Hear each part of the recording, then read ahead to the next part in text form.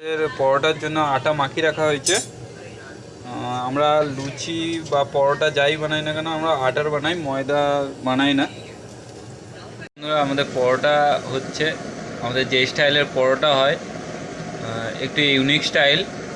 তো তোমরা দেখতে পারো স্টাইলটা কেমন।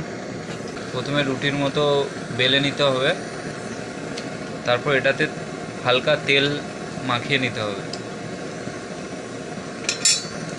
তারপর এটাকে এইভাবে ফোল্ড করতে হবে। একটা ফোল্ড করে তার উপর আবার তেল মাখাতে হবে, দিয়ে আর একটা ফোল্ড করতে হবে,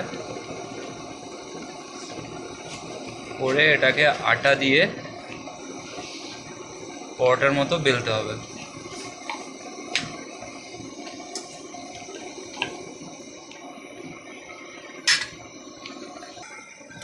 দেখো এইভাবে রেডি হয়ে গেল পরোটা। এবার এটাকে ভাজবো।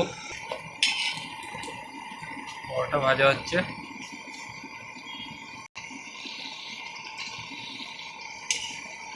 দেখো ওইভাবে ফোল্ড করে পরোটা বেললে কেমন হয় একবার দেখে নাও।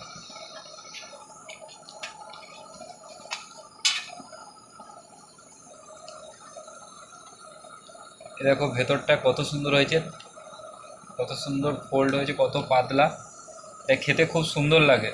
তো তোমরাও ট্রাই করো, কেমন হয়েছে জানাবে।